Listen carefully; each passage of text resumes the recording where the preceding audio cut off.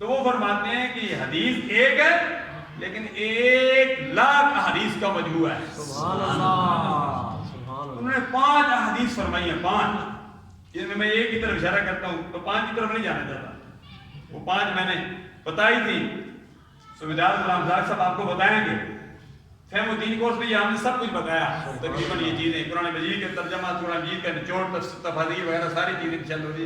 ہر سال ہمارا یہ 40 روزہ یہ کورس ہوتا ہے. تو ہم وہ اس لیے ہوتا ہے تاکہ ایک تو کچھ ہمارے پاس جو آئے ان کو آ بھی کچھ جائے اور کچھ ان کے عقیدے کی درستگی ہو جائے. کیونکہ ہمارے ہاں عقیدے کو بڑا الفتنہ تو اب فتنے کا دور ہے. خیر القرون کرنی ثم الذین یلون، سرکار کا دور سرکار فرماتے ہیں میرا دور سب سے بہتر ہے.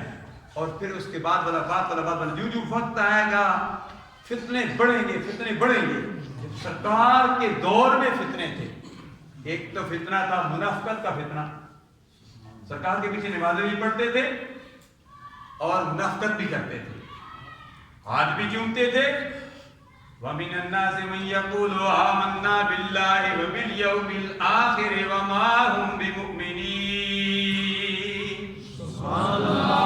میں ترجمے کی طرف نہیں جانا چاہتا، ترجمہ سویدار سے پوچھ صاحب پوچھ لینا، نقشبندی صاحب ترجمہ آپ سنتے رہتے ہیں. وَإِذَا لَقُوا الَّذِينَ آمَنُوا قَالُوا آمَنَّا وَإِذَا خَلَوْا إِلَىٰ شَيَاطِينِهِمْ قَالُوا إِنَّا مَعَكُمْ إِنَّمَا نَحْنُ مُسْتَهْزِئُونَ.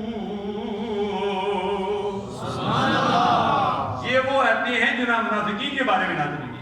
قرآن مجید کی پہلی 5 آیاتیں مومنوں کے بارے میں، 2 آیتیں کافروں کے بارے میں.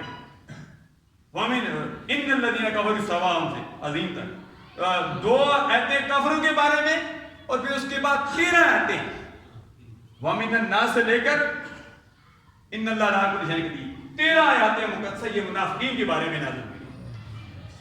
کافروں کے بارے میں 2، مومنوں کے بارے میں، منافقوں کے بارے میں زیادہ نازل ہوئی. پوری